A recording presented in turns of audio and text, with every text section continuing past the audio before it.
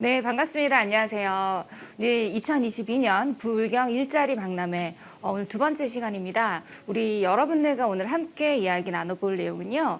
우리 앞으로 또 취업 시장이 작년보다 훨씬 더 많이 열리게 되었습니다. 그래서 많은 분들이 현재 취업 준비를 하고 계실 거고요. 우리 또 바늘구멍을 뚫고 가기 위해서 열심히 고군분투 중이실 거라고 생각을 합니다. 그래서 오늘 이번 시간에는요.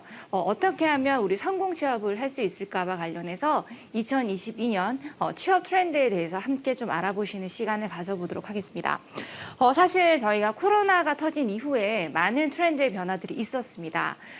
그런데 또 2022년 그리고 하반기에 더 많은 변화가 생기지 않았나라고 생각을 해봅니다. 저희가 처음에 코로나를 맞이했을 때는 사실 이 취업이라는 것을 어떻게 해야 할지 그리고 기업 입장에서는 또 어떻게 준비를 해서 더 좋은 인재들을 발굴해낼 수 있을까에 대해서 많은 고민들을 하게 되었습니다. 그리고 나서 어느덧 코로나 3년 차에 돌입이 되었고요.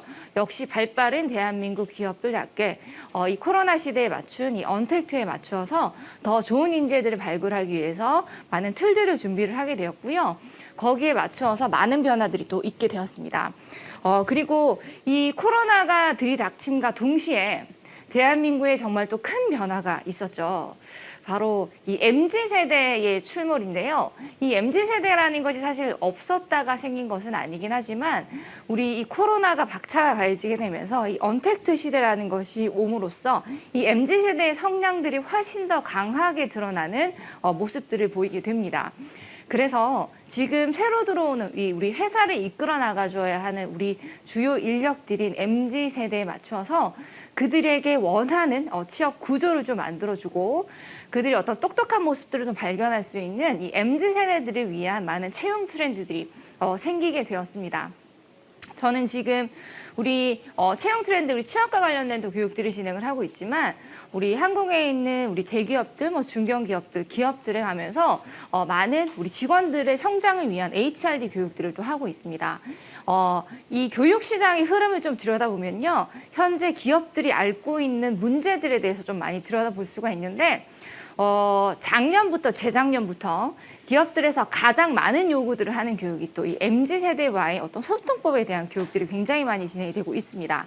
이 말들은 기업들이 이제 MZ세대들을 배척하는 것이 아니라 단순하게 기성세대들만을 위한 어떤 취업이라던가 어떤 일자리들을 제공하는 것이 아니라 MZ세대들이 우리 회사에 들어왔을 때 그들의 역량들을 잘 활용하고 그리고 기성세대들과 함께 잘 조화를 이룰 수 있는 방법들을 강구해 나가고 있다는 이야기인데요. 오늘 들려드릴 2022년 채용 트렌드에서는 그런 부분들 함께 좀 이야기 나눠보도록 하겠습니다.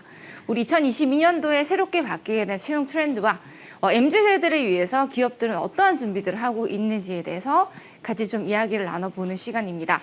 오늘 교육을 준비한 저는 오늘 컴퍼니의 대표 임보혜입니다. 반갑습니다. 안녕하세요.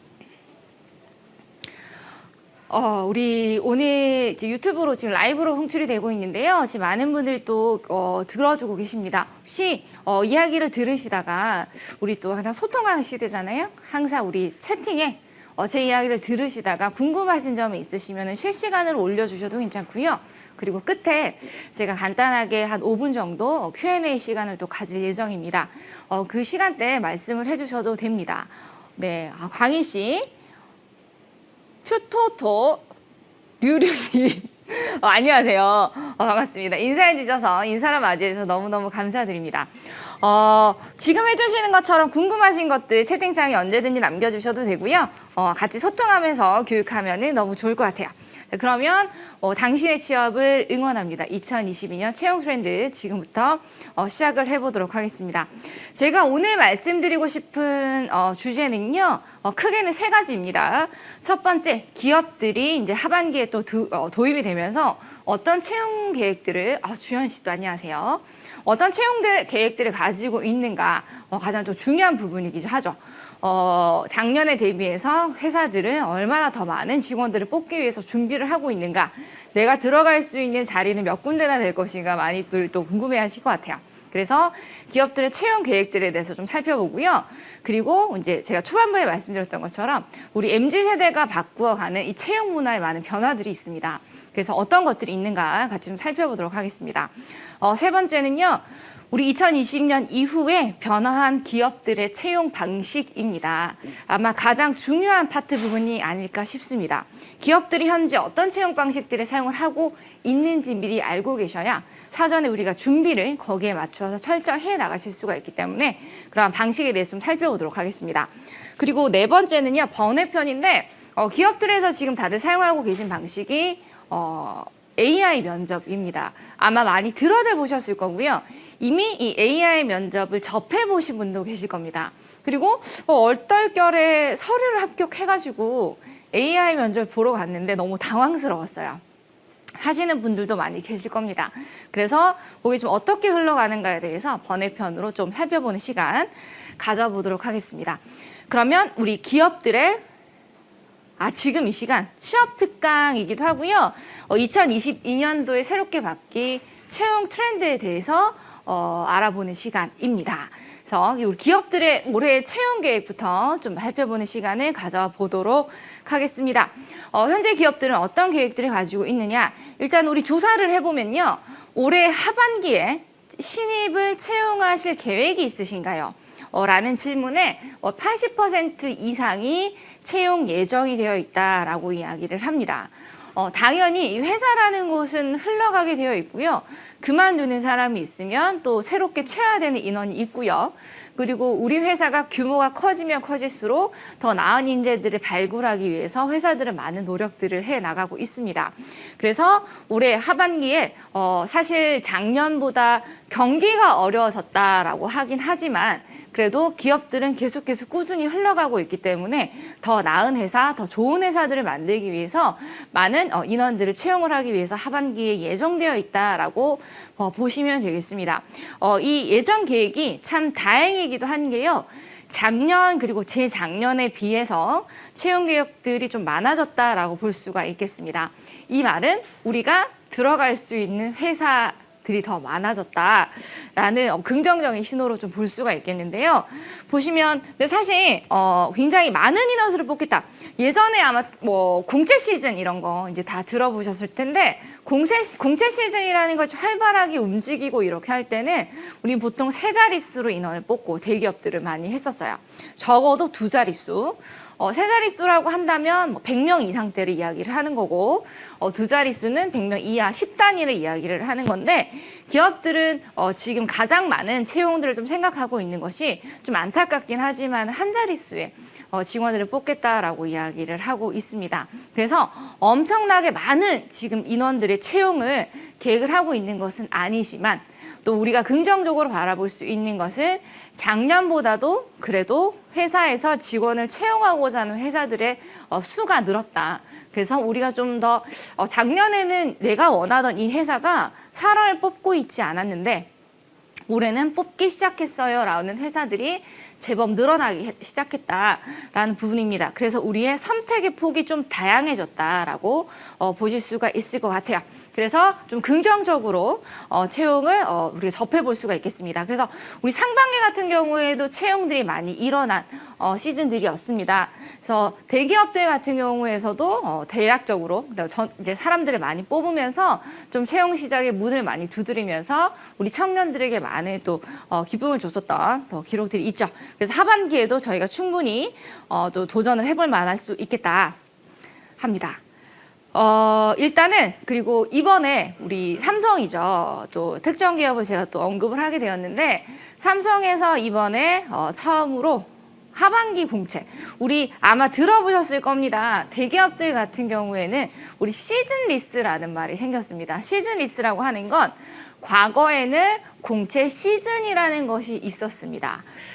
상반기 시즌은요 보통 설이 끝날 때쯤에 이제 직원들을 채용을 하기 시작해요. 대거로 공채로 몇십 명, 몇백 명들이 이렇게 뽑으면서 상반기 시즌이라는 것이 있었고요.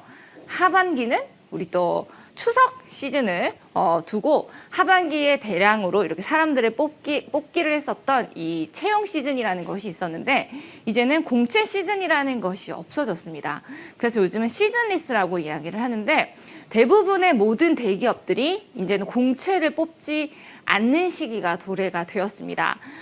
단 삼성 기업은 지속적으로 계속해서 아직까지도 공채라는 시스템을 유지하고 있는 대한민국의 유일한 기업이다라고 보시면 될 것 같은데요. 여기에서 이번에 또 우리 삼성의 회장이 큰 발표를 하게 됩니다. 지금부터 5년간 삼성에서는 8만 명의 채용 계획을 세우겠다라는 발표를 하게 됩니다. 그리고 가장 대한민국의 주력 사업인 반도체와 바이오 이 핵심 사업을 중심으로 해서 많은 인력들을 뽑을 계획을 가지고 있습니다. 우리로서는 굉장히 기쁜 소식일 수가 있죠. 그리고 삼성이 이렇게 크게 대략적으로 더 크게 움직이게 된다면 다른 대기업들도 보통 좀 따라가는 추세들을 보이기 때문에 다른 기업들도 물론 공채를 통해서 직원들을 뽑지 않을지는 우리가 추후로 좀 더 지켜봐야 할 문제이긴 하지만 삼성에서 이렇게 더 많은 직원들을 채용을 해서 우리 대한민국의 굉장한 인력들을 충원을 한다는 것은 다른 대기업들도 좀 긴장하게 할 수 있는 더 많은 인력들을 우리 회사에도 뽑아서 더 큰 회사로 만들어가기 위해서 다른 대기업들도 함께 노력을 해 나갈 것이기 때문에 우리로서는 굉장히 긍정적인 소식일 수가 있겠다. 그래서 우리 9월 초부터 해서 우리 하반기 공채까지 해서 더 많은 노력들을 통해서 좀 입사를 노려볼 수가 있겠다. 볼 수가 있겠습니다. 일단은요, 우리가 중소기업들 같은 경우에 우리가 사실은 대기업들에 취업을 하면 너무 좋습니다. 우리 대한민국에서 요즘 가장 취업하고 싶어 하는 곳들을 좀 들여다보면은 우리 공기업들을 많이 꼽습니다. 왜냐하면 공기업이 정년이 길잖아요. 공공기관이라든가 공기업에서 좀 워라밸을 지켜가면서 안정적으로 좀 오랫동안 근무를 할 수 있는 공기업 애들 모두 취업을 또 노력을 합니다. 그래서 우리 NCS 시험을 이렇게 준비를 하면서 굉장히 많은 노력들을 해주고 계신데요. 공공기관, 공기업이 취업 1순위라고 한다면 그리고 사람들은 대기업 취업이 많이 몰리게 되죠. 그리고 요즘은 단순하게 공공기관이나 대기업뿐만 아니라 우리 이 조사를 좀 해보면 스타트업이라든가 중견기업이나 중소기업의 취업을 원하는 친구들도 굉장히 많이 있습니다. 저희가 조사를 해보면 보통 어떤 컨디션에 어떤 곳에서 근무를 하고 싶으세요? 급여는 어느 정도 받고 싶습니까? 라고 저희가 좀 조사를 해보면 많이들 말씀을 하는 것이 일단은 첫 번째가 이제 워라밸이 있었으면 좋겠다라는 이야기들을 해주시죠. 그래서 퇴근 후에 있는 삶. 그래서 내가 돈을 막 그렇게 많이 벌지는 않아도 내가 주말에 있는 삶, 퇴근 후의 삶이 지켜질 수 있는 곳이라고 한다면 너무 좋겠다라고 이야기를 하고요. 그리고 급여는 그러면 어느 정도 했으면 좋겠냐라고 했을 때 한 3천만 원대, 3천만 원 뭐 중반, 뭐 초중반 정도 받고 이제 퇴근 있는 삶을 원합니다라는 조사들을 가장 많은 또 응답을 해주시고 계십니다. 그래서 그런 부분에 있어서 우리가 중견기업이라든가 스타트업이라는 것에 같이 좀 성장할 수 있는 그런 기업들도 괜찮다. 꼭 반드시 대기업은 아니라고 하더라도 좀 작은 규모의 사이즈에서 우리가 좀 함께 성장해 나가면서 나의 퇴근 있는 삶을 할 수 있는 회사면 저는 일을 하고 싶습니다라고 이야기를 합니다. 제가 이거를 정말 100% 실감을 하는 게 제가 이제 회사에서 이제 직원을 뽑으려고 채용 공고를 이렇게 올립니다. 저는 좀 놀랬어요, 사실 저도. 제가 이제 직원을 뽑기 위해서 올렸는데 거기에서 이제 회사에 인원들이 충분히 되어 있기 때문에 제가 원했던 이 근무 시스템이 월수금만 좀 출근을 해줄 수 있는, 그래서 제가 필요할 때 업무를 좀 해줄 수 있는 이런 사람들을 좀 뽑고 싶었어요. 사실 우리가 생각했을 때는 뭐 월화수목급 출근을 정시간 다 해서 웬만하면 좀 더 많은 돈을 받기를 원하지 않을까라고 생각을 했는데 저도 좀 놀랬던 게 월수금 출근을 하고 내가 더 그렇게 많은 급여를 받는 것은 아니지만 화요일, 목요일은 나의 시간을 즐길 수 있고 그냥 내가 생활하는 데만 충분한 돈이라고 한다면 괜찮다라고 하면서 이제 서울에 있는 굉장히 인서울되어 있는 뭐 이화여대라던가 스카이 이런 쪽 친구들이 지원서를 굉장히 많이 넣는 거예요. 그래서 굉장히 좀 저도 놀랐습니다. 요즘 친구들이 정말 굉장히 원하는 것이 이 워라밸적인 삶이구나라는 또 생각을 하게 되었고 그런 부면에서 우리가 중소기업이나 이런 부분들도 중소기업이나 중견기업들 같은 경우에도 올해 대부분이 인력 부족 현상들을 보이고 있기 때문에 우리가 그런 부분에 있어서 또 지원을 해볼 의미가 있지 않나라는 또 생각들을 해봅니다. 좀 들여다보면 지금 현재 중소기업들이나 중견기업들 같은 경우에서 어떤 직무의 직원들을 뽑기를 원하십니까? 라는 응답을 보면은 기본적인 행정이나 사무직군의 업무를 해줄 수 있는 산업군을 또 원한다라고 이야기를 하고요. 그리고 영업이나 특히 작년부터 해서 제조 이제 현장 쪽에서 근무를 하시는, 그러니까 제조 쪽에서 근무를 하실 분의 인력이 굉장히 부족한 현상을 보여주고 있어요. 그래서 본인이 혹시 공대 출신이라던가 어떤 그런 쪽에 관심이 있으신 분들은 굉장히 취업 전망이 열려 있지 않나라는 생각을 하게 됩니다. 그래서 저희가 어느 쪽으로 좀 취업을 해보면 유리할까를 좀 들여다봤고요. 우리 기업들 입장에서 참 아이러니한 현상들이 생깁니다. 우리 취업을 준비하시는 분들의 입장에서 바라보면 참 취업할 데가 없어요. 취업난이 너무 계속됩니다라는 이야기를 하는데, 또 기업들의 입장에서는 기업들은 요즘 굉장히 직무 능력을 갖춘 인재 확보가 어렵다라는 이야기를 합니다. 이 말은 우리 뭐 MZ세대 얘기와도 마찬가지인데, 이 조선이라는 나라를 건국된 이후에 지금 대한민국의 청년들이 가장 지식적으로 똑똑한 친구들이라고 이야기를 합니다. 그리고 우리가 정보의 홍수에 살고 있잖아요. 그래서 지금까지 코로나가 터진 이후에 약 3년 동안 생산된 정보의 양이 대한민국이 설립된 이후의 정보의 양의 한 50배 정도가 된다라고 이야기를 해요. 엄청나게 많은 정보들이 현재 쏟아져 나와 있고, 사실 우리가 길을 가다가도 잠시 그냥 침대에 누워서라도 핸드폰만 열면 우리가 정말 많은 정보들을 받을 수 있는 정보의 홍수 시대에 살고 있고, 손가락 하나만 까딱하면 많은 것들을 공부할 수 있는 시대고, 그리고 우리가 다 학력이 다 높잖아요. 그렇다 보니까 이 조선이라는 나라가 건국된 이래에 청년들이 지금까지 가장 똑똑하다라고 이야기를 합니다. 참 아이러니하게도 참 똑똑한 친구들이 모여서 다 함께 지원을 하고 하지만 실제로 기업의 입장에서 봤을 때는 이 업무를 수행하기 위한 직무 능력을 갖추고 있는 인재 확보가 어렵다라는 이야기를 참 많이 합니다. 이 말은 무엇이냐? 우리가 취업을 하기 위해서 많은 것들을 준비할 필요도 있지만, 그 무엇보다도 내가 지원하고자 하는 그 업무, 그 산업군, 그 직무에 대해서 더 많은 공부를 통해서 그 직무에 대한 전문가가 되기 위해서 노력을 해야 하는 시대가 왔다라는 이야기예요. 그래서 이제 시즌리스라는 이야기를 하고, 단순하게 그냥 그 시즌에 대거로 사람들을 뽑는 것이 아니라 정말 수시로 그때 그 직무에 그 업무를 정말 잘 수행해 줄 수 있는 직원들을 채용하는 시대가 열렸다라고 보실 수가 있겠습니다. 그래서 우리는 이제 기업들이 현황들을 보셨을 때 단순하게 그냥 내가 취업을 꿈꾸는 것이 아니라 정말 내가 그 직무에 맞는 직무 맞춤형 인재가 되도록 우리 대학교 때부터 또 고등학교 때부터 꾸준하게 그 목표를 설정하셔가지고 직무에 대한 경험을 쌓도록 꾸준히 노력해 나가는 과정들이 굉장히 필요하다라고 보실 수가 있겠습니다. 그리고 우리 다들 아시다시피 기업들은요, 이제 블라인드 채용이라는 것을 하기 시작을 했습니다. 우리 회사가 30인 이상이 근무하는 회사다라고 하면 우리 채용법 자체가 바뀌었기 때문에 블라인드 채용을 통해서 직원들을 채용하도록 우리 정부에서 이제 규제를 주고 있습니다. 이 블라인드 채용이라고 한다면 이 말 그대로 무언가 이제 블라인드를 신다라는 얘기인데, 이 친구의 능력을 판단할 때, 이 친구가 직무적으로 굉장히 능력이 있는가, 업무력이 있는가라는 것을 판단을 할 때, 이 친구의 능력 외에 선입견이 될 수 있는 것들은 모두 배제시키세요라는 것이 블라인드인데요. 우리 채팅창에 한번 올려보실까요? 블라인드 채용에서 우리가 이력서랑 이렇게 제출을 할 때, 자소서를 제출할 때 이 내용들은 기재하지 못하도록 그 항목들이 빠져 있습니다. 어떤 것들을 보지 않을까요? 우리 블라인드 채용에서는 이런 항목들은 없어요. 과거와 다르게.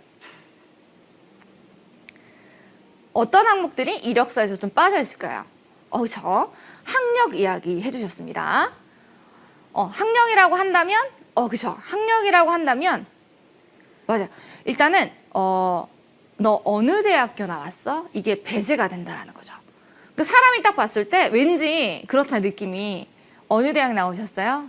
저는 저 관악구산에 있는 서울대학. 이렇게 했을 때 이 사람을 보는 시선이 달라지잖아요. 뭔가 이 친구가 조금 어리버리해 보인다 했더라도 친구가 서울대? 서울대라는 갑자기 막 이 친구의 막 후광이 보이게 되고 이런 또 효과가 있습니다. 그렇다 보니까 이 친구가 어느 대학교를 나왔어요? 이런 것들은 배제하도록 되어 있습니다. 그리고 너무 좋아요. 희씨 맞아요. 가족 관계는 쓰는 란 자체가 없어졌습니다. 실제로 이제 저희 채용을 해보면 이제 모 대기업에서 그런 이야기를 해요.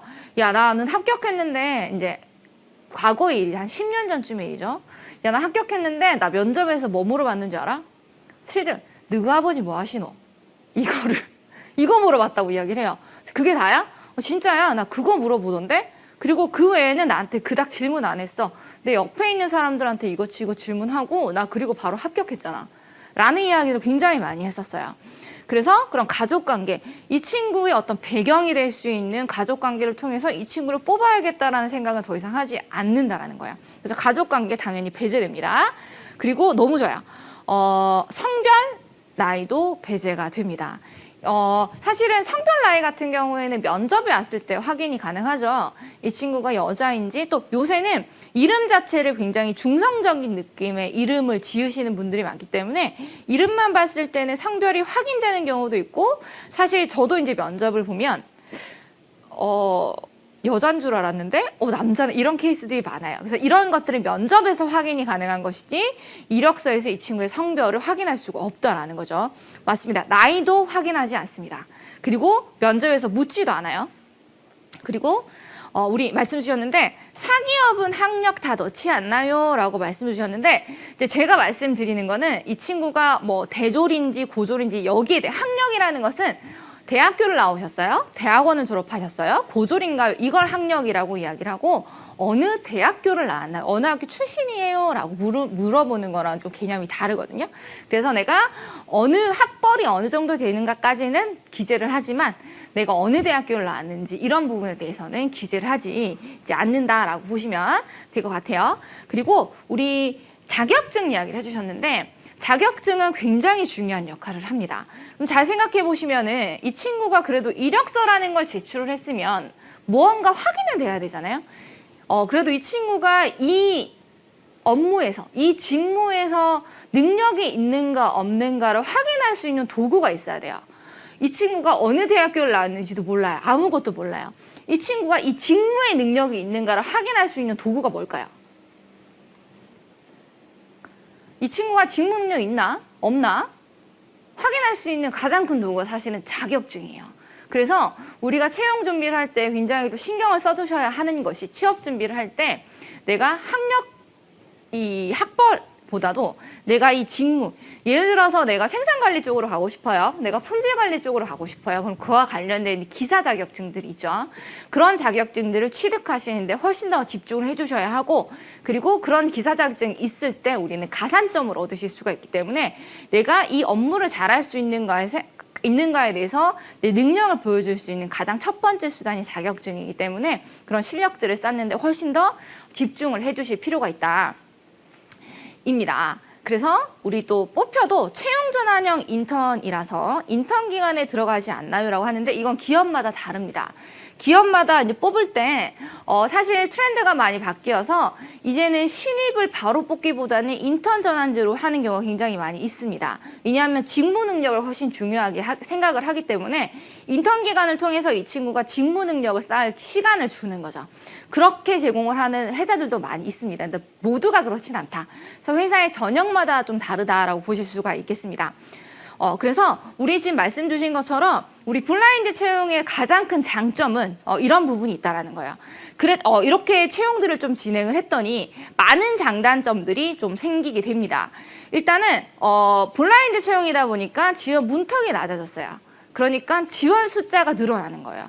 예전에는 여기서 회사에서 제공하는 이 커트라인에 맞추지를 못하면 내가 자격 요건이 되지 않았기 때문에 지원할 수 있는 이 요소조차가 없었거든요. 그런데 그런 문턱들이 낮아지다 보니까 이제는 훨씬 더 많은 지원자들이 지원할 수 있는 문이 열리게 되었다. 굉장히 긍정적인 부분이고요. 그런데 아까 말씀드렸다시피 이 친구가 어느 대학교를 나왔는지 어디 출신인지가 사실은 알 수가 없는데 사실 뚜껑을 열고 나서 이 친구가 합격되고 나서 누가 합격됐나라고 들여다보니까 오히려 스카이 명문대 합격자 수가 2배가 증가를 했더라라는 실태들을 좀 볼 수가 있습니다. 이 말은 노력을 훨씬 더 많이 한다라는 거겠죠. 그리고 가장 긍정적인 부분은 지방대 합격자들의 학교 분포도도 훨씬 많아졌다는 거예요. 과거에는 내가 단순히 지방대에 들어보지 못한 대학교라고 해서 떨어지는 확률들이 굉장히 많이 있었습니다. 예전에는 막 그런 얘기가 그렇게 진행을 했어요. 이 친구가 인서울 어느 대학교면 몇 점, 그다음에 지역의 어느 대학교 출신이면 몇 점, 이렇게 점수제를 통해 가지고, 그다음에 이 친구가 자격증이 몇 개면 몇 점, 뭐 이런 것들을 통해 가지고 우리가 통계를 내어 가지고 이력서의 통과를 과정을 맞았다고 한다면, 이제는 그런 것들이 모두 배제가 되고 나다 보니까 실제로 이 친구가 이 업무에 대한 능력이 있느냐, 직무적 성과가 있느냐만 판단을 하다 보니까 오히려 지방대 친구들에게 훨씬 더 많은 문이 열리고 그 친구들도 합격할 수 있는 분포도가 넓어졌다라고 보실 수가 있겠습니다. 그러면 사실 우리가 확인이 안 되잖아요. 이 친구가 사실은 우리가 원서, 이력서라는 것, 자소서라는 것을 제출을 했을 때 이 친구를 1차적으로 서류를 통해서 검증을 해서 면접에 부르고 이런 과정들이 있었는데, 사실은 그런 것들을 좀 평가할 수 있는 기준들이 많이 없어졌다 보니까, 그러면 오히려 우리는 뭐에 집중을 하게 되느냐, 자소서나 필기시험에 변별력을 많이 두게 됩니다. 특히 공공기관들 같은 경우에는 인적성, 그러니까 적성검사, 인성검사라고 하죠. 인성검사에 굉장히 많은 변별력을 두게 됩니다. 그래서 인성검사라고 한다면 이런 거죠. 이 친구의 진실성이라던가, 이 친구가 현재 좀 도덕성이라던가, 그 다음에 책임감이라던가, 끈기라던가 이런 부분들을 적성을 통해서 확인을 하게 됩니다. 그래서 뭐 수학 문제를 풀거나 이런 형태는 전혀 아니고요. 우리 심리학자들이 전문적으로 만들어진 어떤 테스트 문제를 풀게 되고요. 그 문제를 풀어나가게 되다 보면은 그의 결과가 나오게 되는데, 거기에서 판단할 수 있는 것이 이 친구가 지금 진실되게 이 답변을 하고 있는가, 이런 것들. 그래서 앞에서의 한 질문에 대한 대답이 뒤에서 이어지게 연관성이 있는가, 이런 것들을 통해서 거짓말하지 않고 진실되게 이 검사에 참여하고 있느냐, 그 다음에 이 친구가 책임감을 가지고 끈기 있게 계속적으로 일을 할 수 있는 친구인가, 이런 적성 검사들을 하게 되고요. 그런 것들이 굉장히 중요한 역할들을 하게 됩니다. 그래서 사실은 이 원서라는 것이 넘어오게 되고 우리가 면접이라는 것을 보게 되잖아요. 그렇다 보니까 이제 과거보다 자소서, 필기시험, 그리고 면접에서 자신의 모습을 어떻게 보여주냐가 훨씬 더 중요한 역할을 하게 됐다라는 거죠. 단순하게 스펙적인 부분보다도 내가 보여줄 수 있는 나의 어떤 강점적인 부분이나 이 면접에서 옆에 자소서의 내용들이 훨씬 더 중요한 역할들을 하게 된다라고 보시면 될 것 같아요. 그래서 아까 제가 말씀드렸던 여러 가지들이 배제가 되게 됩니다. 그리고 우리 면접관들 같은 경우에도 과거보다 훨씬 더 면접이 중요해졌기 때문에 아까 편견이 개입될 수 있는 요소들은 모두 배제가 됩니다. 성별이라던가 뭐 연령이라던가 신앙, 출신, 신체 뭐 이런 질문들을 절대로 할 수 없도록 동의서들을 작성을 하게 되고요. 그래서 우리에게 좀 더 이 블라인드 채용을 통해서 더 많은 정말 실력 있는 친구, 인재들을 뽑을 수 있는 길이 열렸고, 그런 일들이 우리에게 또 긍정적인 요소들을 미칠 수 있다라고 보시면 될 것 같아요. 그러면 우리가 채용, 기업들에서 현재 채용을 어떻게 바라보고 있는지 우리 채용 시장 계획들을 좀 살펴봤다면, 우리 파트 2에서는 우리 MZ세대가 바꾸어 놓은 현재 채용 문화의 변화에 대해서 좀 살펴볼 예정입니다. 정말 MZ세대가 우리 세대에 많은 것들을 바꿔 놓은 것 같아요. 우리 첫 번째부터 좀 볼 텐데, 리버스 인터뷰에 대한 이야기를 조금 들려드리고 싶습니다. 이 리버스라는 것이요, 실제로 기업들에서 많이 일어나고 있는 일인데 제가 아까 시작하면서 우리 MZ세대들과 소통하기 위해서 기업들이 굉장히 많은 노력들을 하고 있다라고 말씀을 드렸습니다. 어떤 회사들도 있냐면 친구들에게 조사를 합니다. 어떤 회사에서 근무를 하고 싶습니까? 라고 했을 때 아까 워라밸 제가 말씀을 드렸죠. 그래서 어떤 시스템을 갖고 있는 회사도 있냐면 예를 들어서 한 달에 한 번 마지막 주 금요일 이럴 때 출근을 딱 했어요. 그리고 그때 뽑기를 하는 거야. 그래서 뽑기를 통해서 당첨된 한 명은 출근하자마자 오늘 바로 퇴근을 시켜주는 거예요. 그래서 MZ세대가 정말 일하고 싶게끔 만들어주는 회사들이 굉장히 많이 있습니다. 왜냐하면 이제는 정말로 세대가 바뀌어져 왔기 때문에 기성세대만의 것을 고수하는 것이 아니라 정말 실력 있고 괜찮은 능력의 MZ세대들을 지속적으로 발굴을 해서 그 친구들이 앞으로 우리 회사를 이끌어 나갈 인재이기 때문에 그들에게 좀 맞춤형의 채용 시스템을 준비하고 그들이 채용이 된 이후에도 회사의 흥미를 가지고 좀 롱런하면서 근무할 수 있는 근무 환경을 통해서 MZ세대와 회사가 함께 좀 성장해 나갈 수 있는 시스템을 만들어가고 있는 회사들이 굉장히 많이 있습니다. 우리가 가장 잘 알고 있는 회사가 우리가 많이 취업하고 싶어 하시는 카카오나 네이버 같은 경우에 선두를 하고 있죠. 그래서 카카오톡 같은 경우는 주 4일 업무라던가 출근이라던가 이런 시스템들을 지금 만들어가고 있는 상황이고요. 그렇다 보니까 이게 리버스라는 이야기가 나옵니다.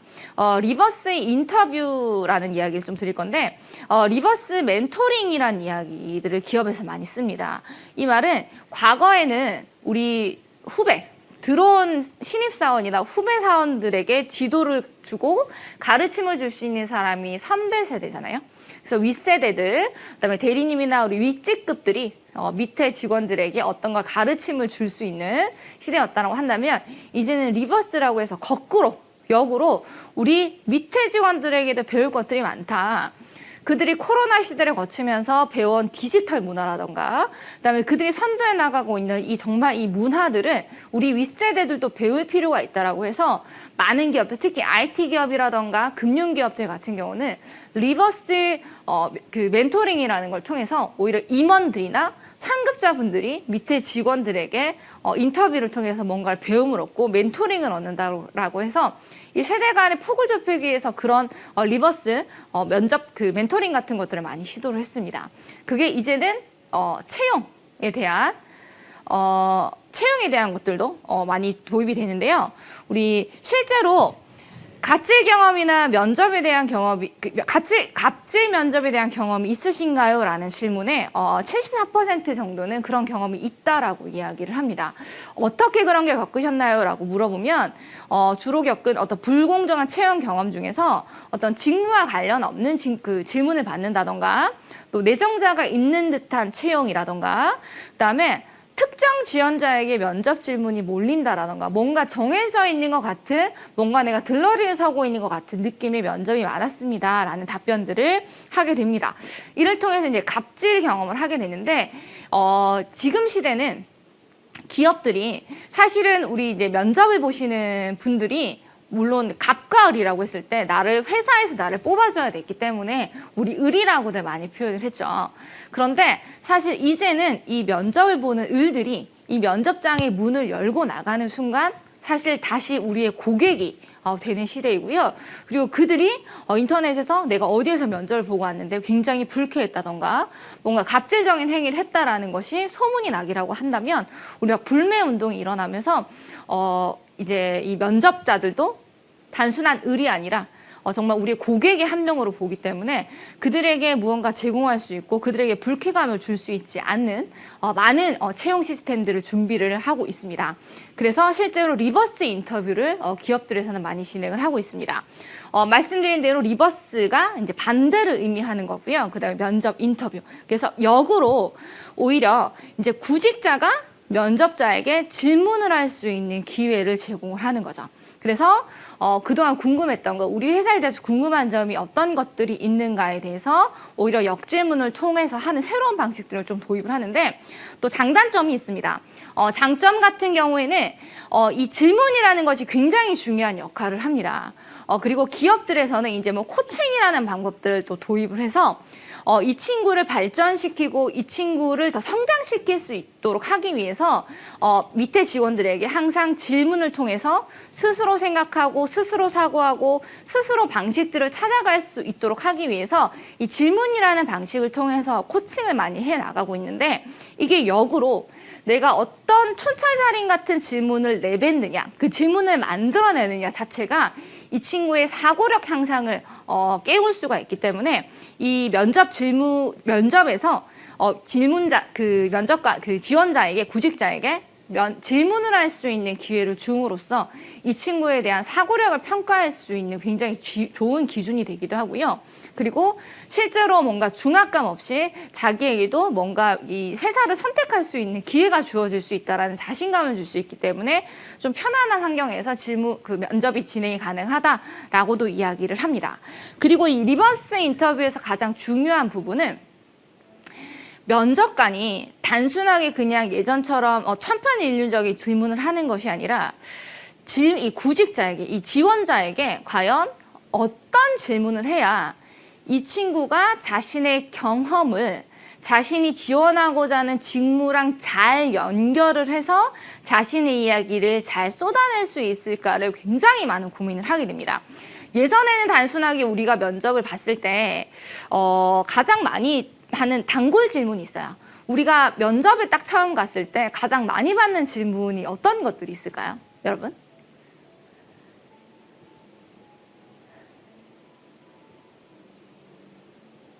어떤 것들이 있을까요? 보통 우리가 또 지원을 갔을 때, 면접을 딱 보러 갔습니다. 면접을 보러 갔을 때 이 질문은 단골 질문으로 나와요. 그쵸? 맞아요. 우리 잠시 지원 동기에 대한 것을 많이 물어봅니다. 우리 회사에 왜 지원하셨나요? 우리 회사에 지원한 동기에 대해서 말씀해 보세요 라는 질문을 했어요. 맞아요. 그리고 자기소개를 합니다.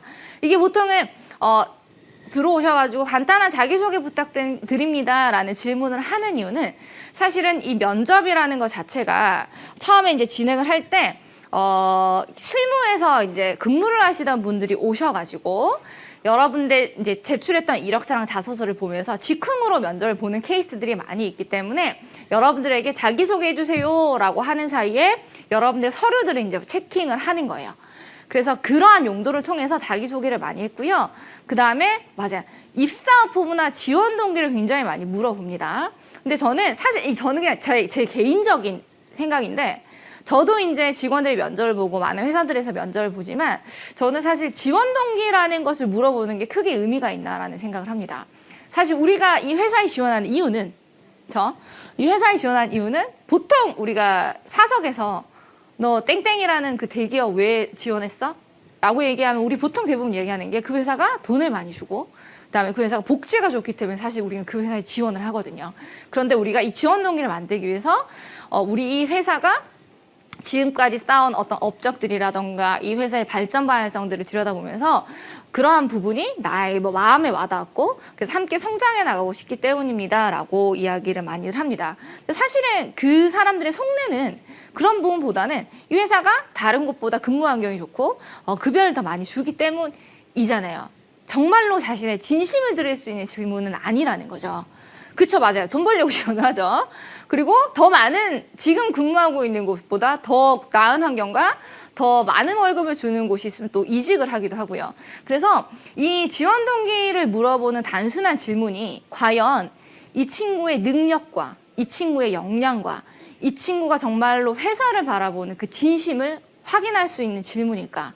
많은 고민들을 하게 되고요. 그리고 많은 기업들에서도 이제는 더 이상 지원 동기 이야기해보세요라는 식상한 질문들을 하지 않는 추세이기도 합니다.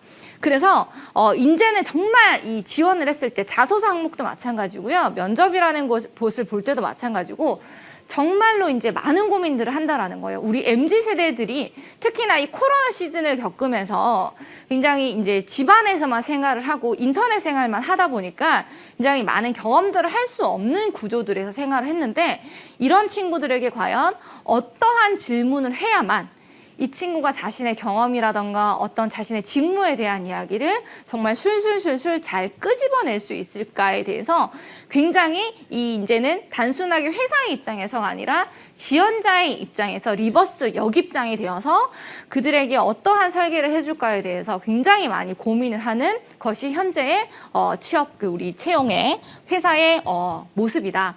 라고 보실 수가 있겠습니다. 그래서 MZ세대가 나타나면서 이제는 리버스 인터뷰라는 것이 생겼다는 것이 우리 채용 시장의 가장 또 큰 트렌드일 수 있다. 두 번째는요, 회사들에서 이제 총알 채용이라는 것을 하기를 시작을 했습니다. 이 총알 채용이라는 것이 이 채용 경험에서 보면은 우리가 어떤 회사에 지원을 했을 때 아까 말씀드린 대로 회사에 지원했을 때 지금 내가 면접을 보고 있고 내가 지원을 하고 있다라고 했을 때는 순간적인 의리일 수 있지만 문을 열고 나가는 순간에 우리 회사의 고객이 되실 수 있는 그 분들에게 어떻게 하면 우리 회사에 대한 긍정적인 인식을 심어줄 수 있을까에 대해서 기업들이 이제 더 많은 고민들을 하게 됩니다. 특히 IT 쪽 같은 경우에 사실은 IT가 우리나라가 지금 코로나 이후에 정말로 IT가 굉장히 많이 발전을 해나가고 있는데 반면에 거기에 충당할 수 있는 지원을 하는 사람들은 좀 적다라는 거죠.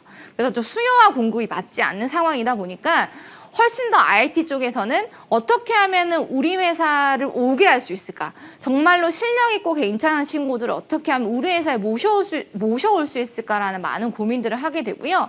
그렇다 보니까 이 채용이라는 경험, 그 친구가 우리 회사에 원서를 넣고 면접을 보고 하는 이 채용 과정 속에서 그들에게 긍정적인 어떤 모습을 심어줄 수 있도록 많은 노력들을 하는데 그게 어떤 부분이 있을까라고 조사를 해보면 가장 큰 답변이 나오는 게 빨리 좀 알려줬으면 좋겠다라는 거예요. 내가 원서를 넣었는데 그 원서 합격은 뭐 2주 뒤에 알 수 있습니다. 한 달 뒤에 알 수 있습니다. 그래서 예전에 이 공채 시즌이 있을 때는 이 채용 기간이 내가 뭐 원서를 넣어서 이력서에 통과를 하고 서류전에 통과를 하고 또 면접을 보고 1차 면접을 보고 2차 면접을 보고 프레젠테이션 면접을 갔다가 영어 면접을 갔다가 뭐 토론 면접을 갔다가 이 과정들이 몇 개월이 걸리는 거예요. 그래서 이 몇 개월이 여기를 준비하는 동안에 사실은 우리가 다른 회사에 넣을 수 있는 기회들도 많이 놓치게 되고요. 이렇다 보니까 이제는 그들에게 어떠한 긍정적인 요소를 심어줄 수 있을까라고 고민했을 때 빨리 알려주자. 라는 이제 문화들이 굉장히 많이 형성이 됐다는 거야. 특히나 MZ세대 같은 경우는 빨리빨리 우리보다 저희 세대들보다 더 빨리빨리 세대죠. 특히나 유튜브라던가 이런 것들 보시면서 이 친구들이 채널을 돌리는데 걸리는 시간이 예전에는 3초 정도였다라고 이야기를 하는데 지금 통계적으로 봤을 때 채널을 돌리는데 걸리는 시간이 1.5초 정도로 이야기를 하거든요. 그만큼 빨리빨리 보고 빨리빨리 나에게 뭔가 액션을 줬으면 좋겠고 특히나 또 우리나라 인터넷 강국이기 때문에 더 빠른 소식들을 원합니다.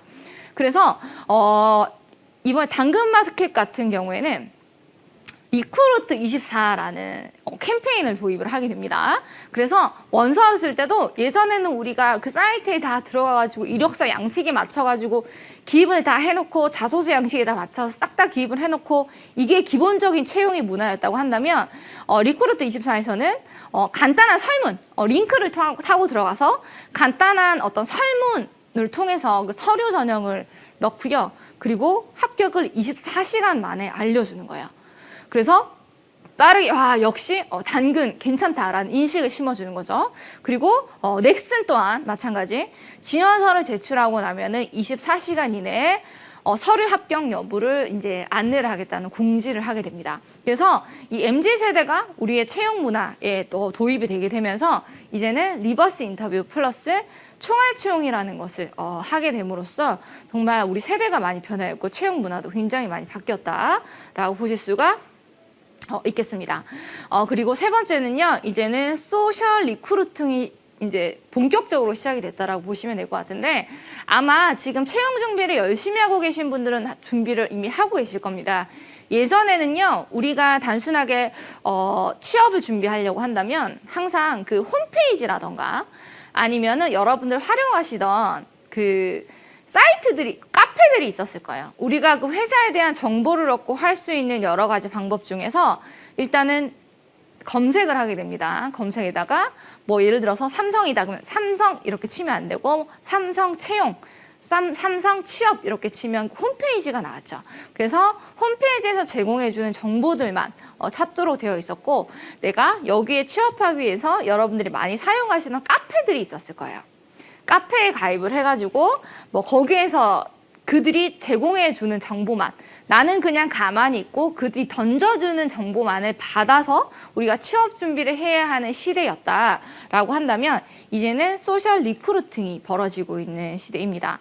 구직자랑 채용을 하고자 하는 담당자가 각자 관심 있는 정보를 찾아서 서로 인맥을 쌓고, 채용 담당자가 봤을 때 이 친구의 페이스북이나 이 친구의 인스타그램이나 이런 것들을 보니까 이 친구가 이쪽에 굉장히 역량이 있는 것 같아. 그러면 그 친구에게 직접적인 컨택을 하는 거예요. 그래서 일종의 비즈니스형 SNS라고 보시면 되는데, 저희가 얼마 전에 열었던 과정 중에서 이제 SNS 마케팅과 관련되어 있는 과정을 열었던 적이 있었는데, 좀 안타까웠던 게 저희가 열었던 과정이 5개의 직무였어요. 여행업 쪽이 있었고요. 그 다음에 SNS 마케팅 쪽이 있었고요. 그 다음에 뭐 항공 호텔 쪽이 있었고요. 뭐 등등해서 5개, 해양 레저가 있었고 등등해서 저희가 5개의 직무별로 해서 우리 현직자들을 이렇게 모셔가지고 그들에게 취업에 대한 실전적인 이야기를 드리고, 그 다음에 취업하기 위해서 필요한 서류들이나 면접 준비를 하는 그 과정들을 열었었는데, 그 시간에 저희가 지속적으로 이야기를 했던 게, 이제는 채용 시장, 채용 문화 자체가 바뀌었기 때문에 나를 홍보하는 시대가 되어야 한다.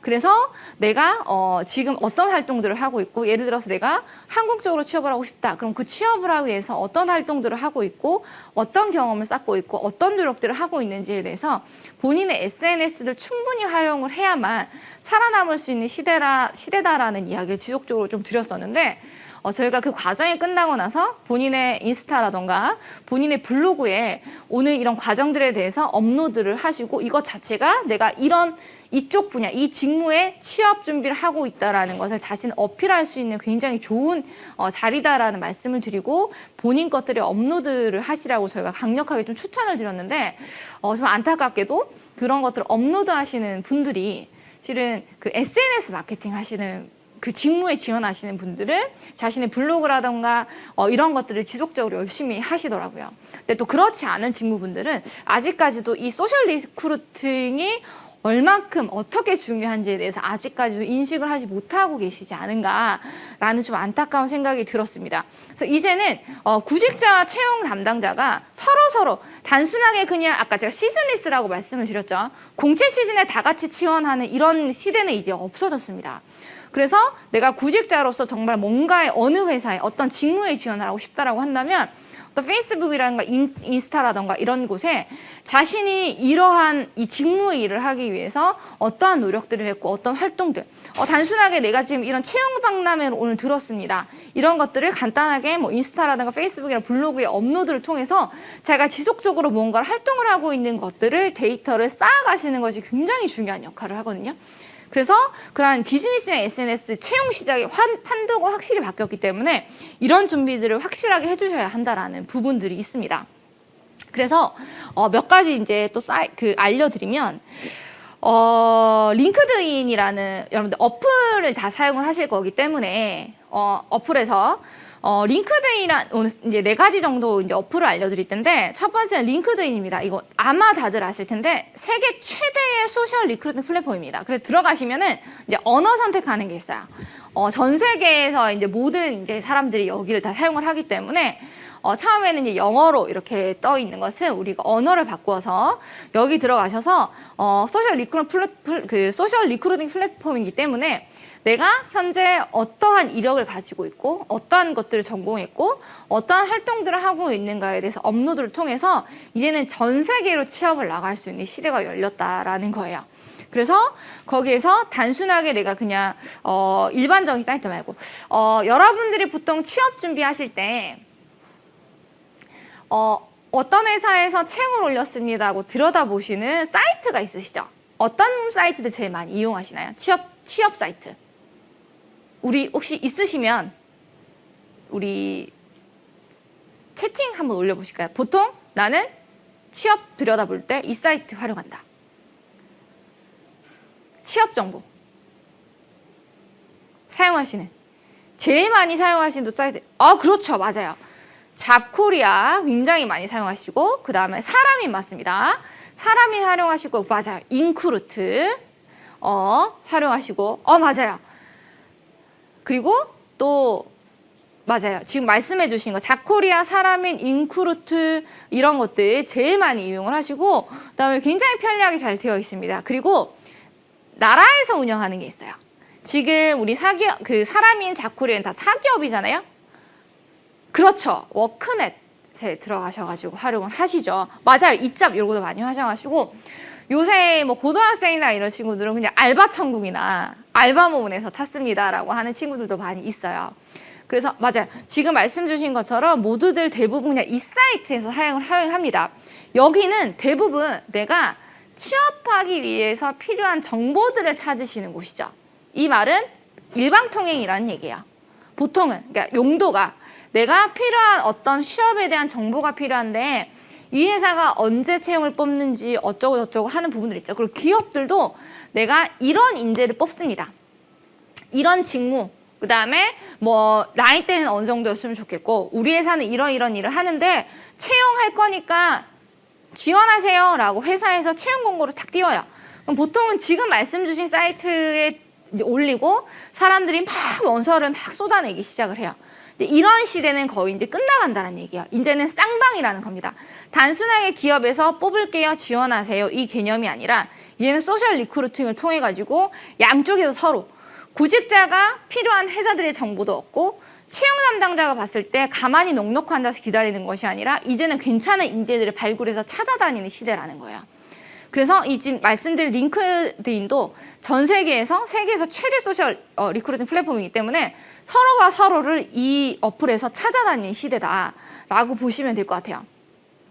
그리고 로켓펀치도 많이 씁니다. 여기는 거의 커뮤니티 성격이에요. 서로 안에서 서로 대화 나누시면 지금 채팅창에서 이야기를 나누시는 것처럼 어떤 커뮤니티 활동을 통해서 무언가 이 카테고리들이 정해져 있고요. 이러한 사람들 여기 모이세요. 이러한 정보를 필요로 하는 사람들 여기 모이세요. 같이 모여가지고 서로 대화 나누시면서 서로 정보 교환하시면서 거기에서 인사 담당자라던가 이런 구직자가 함께 모여가지고 서로 필요한 것들 좀 주고받으시면서 이제는 한 방향이 아니라 쌍방향으로 서로 자신의 필요한 정보들, 인재들을 찾아가시는 로켓펀치입니다. 세 번째가 원티드입니다. 여기는 지인 추천제예요. 채용 정보 플랫폼이고 그 안에서도 자기가 필요한 이런 제 주변에 이러이런 사람이 있는데 이런 사람들 이런 이력을 갖고 있으니까 서로 추천을 통해서 서로 필요한 인재들을 찾아가는 겁니다. 여기 네 번째 검정 색깔 요거 있는데 R이라고 적혀 있죠. 혹시 요 어플 어떤 건지 혹시 아시는 분 계실까요? 여기 R이라고 적혀 있는 요게 저는 사실은 이 어플을 이미 쓰고 있었어요. 딩동댕 맞습니다. 히씨 맞아요. 리멤버라는 어플인데 사실 저는 이 어플을 단순하게 이걸 이런 리크루팅을 위해서 사용하지 않았고 저 이제 명함을 많이 받잖아요. 그러면은 뭐 명함을 보통 종이 명함으로 많이 받다 보니까 이거를 일일이 다 기억할 수 없고 일일이 지갑에 다 넣어 다닐 수가 없으니까 상대방의 명함을 받으면은 그 명함을 여기에 찍어가지고 저는 보관하는 용도로 사실은 예전에 처음에 시작을 했었는데 어느 순간부터 이제 바뀌면서 보통은 자신의 명함을 올리던가 내가 현재 이런 곳에서 일을 하고 있고 이런 직책들의 일을 하고 있습니다. 자신의 이제 명함을 올리면서 리멤버 같은 경우는 좀 이직을 원하시는 분들도 굉장히 많이 사용하는 어플들로 활용이 되고 있습니다.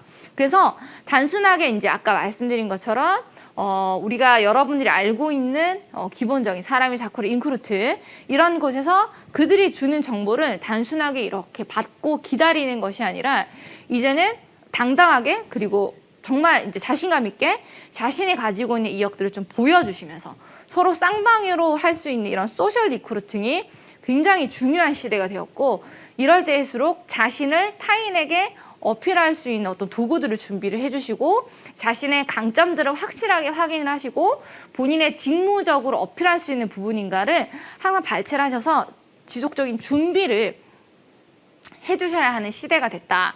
라고 보시면 될 것 같아요. 그래서 우리 MZ세대가 들어오면서 기업들도 이제는 단순하게 우리 회사 괜찮은 회사잖아. 지원해. 그리고 채용은 우리가 하는 거야. 선택은 우리가 하는 거다. 그러니까 항상 너희 구직자들은 의리야. 라는 개념 자체가 없어졌다라는 거죠.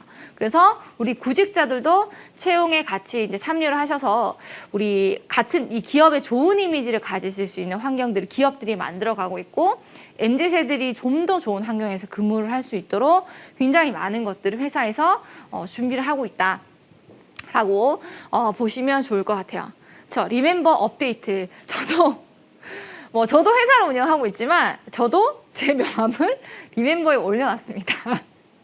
그래서 이런 일들을 하고 있고 이렇게 안에서 커뮤니티들이 또 활발하게 움직이고 있기 때문에 아마 이런 부분들은 지금 MZ세대들이 굉장히 잘 해나가고 있는 부분들이고 사실 저희 그렇잖아요.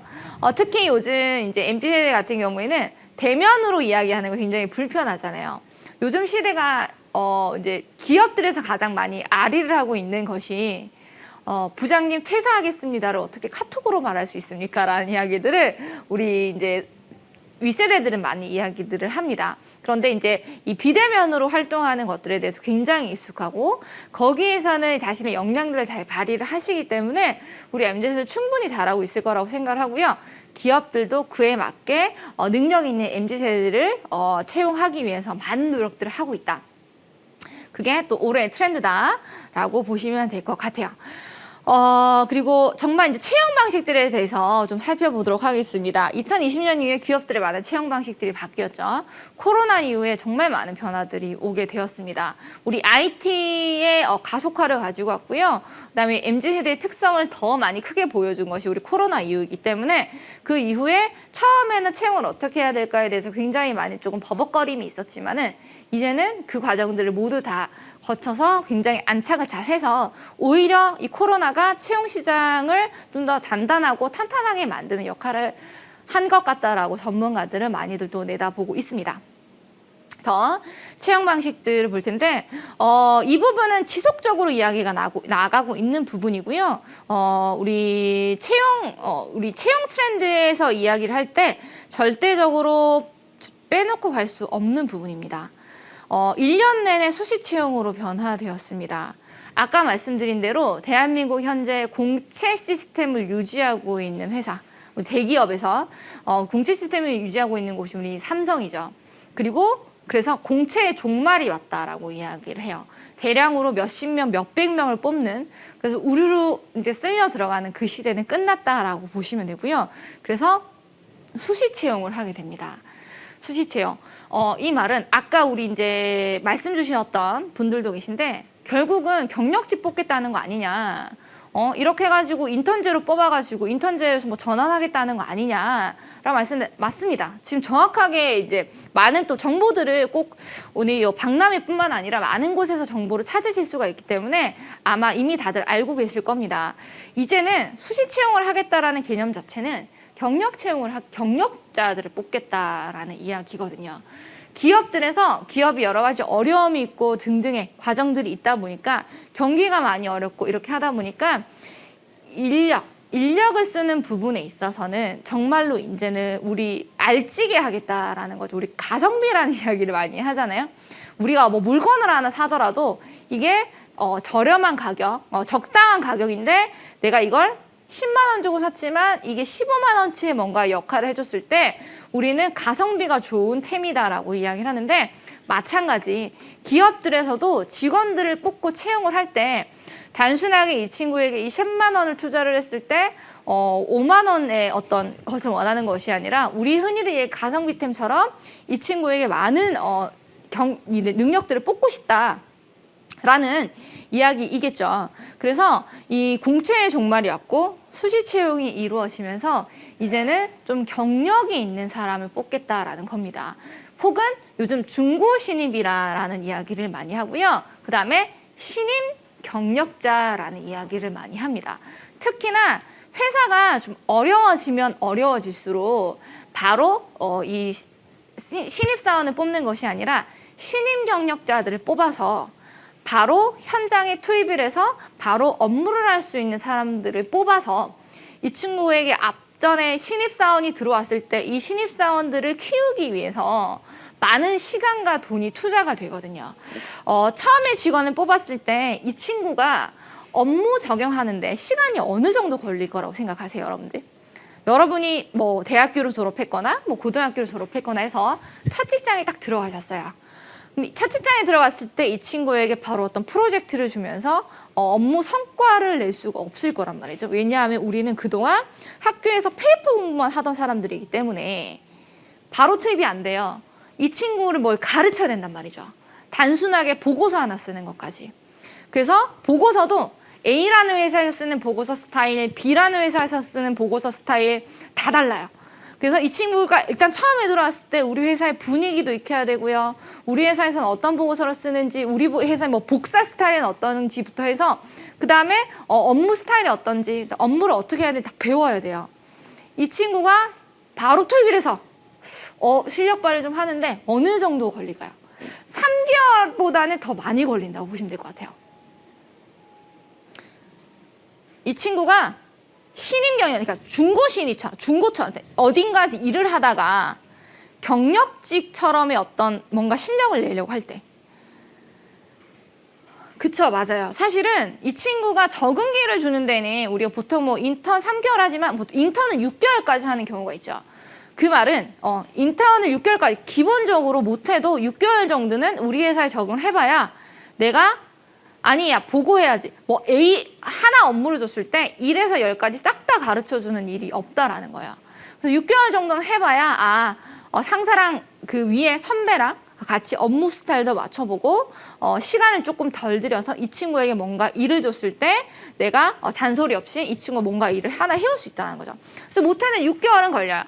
그리고 적응하는 데면 6개월 정도가 걸리고, 그리고 실제로 이 친구가 선배 없이 혼자서 뭔가 업무가 주어졌을 때 혼자서 업무를 쳐낼 수 있는 시간 1년 정도는 걸린다라고 보시면 돼요. 그렇다 보니까 회사 입장에서는 이 친구에게 누군가에게 어떤 1년이라는 시간과 돈을 투자하기보다는 이제는 좀 경력이 있는 일을 할 줄 아는 사람을 바로 데리고 와서 투입을 시킬 수밖에 없다라는 거죠. 회사가 조금 힘들면 힘들수록. 그래서 수시로 채용을 하겠다라는 거는 대거로 뽑는 것이 아니라 쭉 보니까 우리 부서에 일자리가 사람이 부족하네. 그래서 이번에는 우리 부서 우리 뭐 구매팀에 사람이 좀 부족하니까 구매 직원을 뽑읍시다. 라고 해서 한 명을 뽑겠다라고 해서 채용을 올리면 거기 이제 많은 사람들이 몰리게 되는 시기가 됐다라는 거죠. 그래서 우리가 그럼 1년 내내 일어나고 있는 이 수시 채용, 이게 사실은 어떻게 보면은 이미 미국이나 이제 미국이나 유럽이나 이런 곳에서는 이미 수시 채용으로 바뀐 지가 오래됐습니다. 그리고 통계적으로 봤을 때 신입사원이 들어왔을 때 이 친구가 장기 근속할 수 있는 연수의 평균이 어느 정도 될 것 같으세요? 신입사원이 들어왔어요. 이 친구가 한 회사에서 몇 년 정도 버틴다. 그리고 이직한다. 평균적으로 보통은 몇 년 정도 일을 할 것 같으세요? 요즘 시대. 과거는 좀 더 길었어요. 정확합니다. 정확해요. 강인 씨, 한 회사에 들어와서 그렇죠. 보통은 평균적으로 물론 뭐 100%는 아니지만 대부분이 한 회사에서 버티는 시간 정도가 3년 정도라고 저희 이야기를 통계적으로 이야기를 합니다. 그리고 이런 이야기들 많이 들어보셨을 거예요. 야, 369라는 게 있어. 이런 이야기. 보통은 근무할 때 3년에 한 번, 6년에 한 번, 9년에 한 번 현타가 온다. 3년, 6년, 9년 현타가 온다. 그리고 이런 이야기들.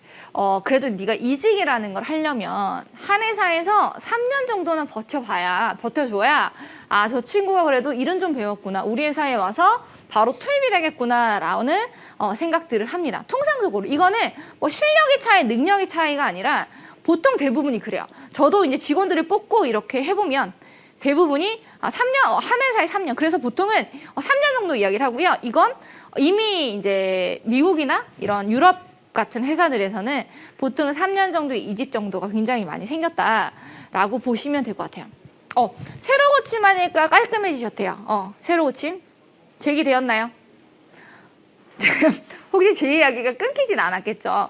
혹시 수시 채용 3년 단위로 굉장히 많은 이직이 일어난다라고 보시면 될 것 같아요. 그래서 우리는 그럼 뭘 준비해야 되느냐?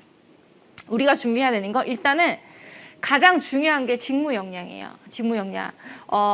채용에서 이 이야기는 직무 역량이라는 이 말은 한 7, 8년 전부터 굉장히 중시된 것 같아요. 7, 8년 전부터 단순하게 스펙 쌓기는 저리 가라라는 시대라는 거예요. 단순하게 토익 쌓고 뭐 쌓고 어쩌고저쩌고 뭐 이런 것들이 중요한 게 아니라 내가 정말로 생산관리에 갈 거면 생산관리를 하는 데 있어서 필요한 자격증이 무엇이고 필요한 경험이 무엇이고 필요한 경력이 무엇인가를 서칭하셔서 그 생산관리형 인재가 되셔야 된다. 즉, 그 직무에 맞춤형 역량을 갖추어야만 이 친구가 수시 채용에 합격할 수 있다는 거예요. 그래서 정말로 이 전문가 프로페셔널, 물론 이제는 뭐 이런 얘기 굉장히 오래됐죠. 평생 직장 없다, 평생 직업만 있을 뿐이다라고 했는데 사실 요즘 시대는 평생 직업도 없다라는 시대도 많이 이야기를 하는데 뭐 낮에는 직장 생활 하다가 저녁에 우리 또 배달 이렇게 하시면서 빚을 갚았다라고 하는 시대, 뭐 투잡, 쓰리잡, 요즘 N잡러라고 이야기를 하잖아요. N, 수학 개체 N, 그다음에 잡이라고 해서 여러 가지 직업들을 가지는 시대라고 하지만 어찌됐든 간에 우리가 그 메인 잡, 내가 어떠한 그 업무를 하기 위해서는 직무 역량이 굉장히 중요한 역할을 합니다. 그래서 아까 우리 블라인드 채용에서도 지속적으로 이야기를 했지만 내가 어느 대학교를 나왔고 그다음에 나의 가족관계 이런 게 중요한 것이 아니라 이 업무와 관련있는 내가 어떤 자격증이 있고 어떤 경력이 있고 어떤 경험을 쌓았으며 이와 관련되어 있는 어떤 수업을 들었고 그리고 학교 안에서도 대학교나 이런 데 안에서도 이제 그 고등학생들도 이제는 다 고교학점제로 바뀌었죠. 고교학점제의 특징이 1학년 때 우리 대학생들처럼 1학년 때 공통 수업들을 쭉 들은 다음에 네가 원하는 직무가 뭐야? 네가 원하는 전공이 뭐야? 라는 것을 2학년 때 선택하기 위해서 2학년이나 3학년 때는 관련되어 있는 수업만 집중적으로 듣도록 하는 고교학점제가 고등학교에 모두 도입이 되었습니다. 그리고 이걸 대학교에서는 이미 하고 있었죠. 우리가 1학년 때는 교양 수업들을 들으면서 전공 선택한 다음에 2, 3, 4학년 때가 됐을 때는 그 필요한 과목들만 골라 듣게 했단 말이에요. 그런데 이게 보면 예전에는 우리에게는 무작정 학점이 중요했어요. 통합 학점, 토탈 학점.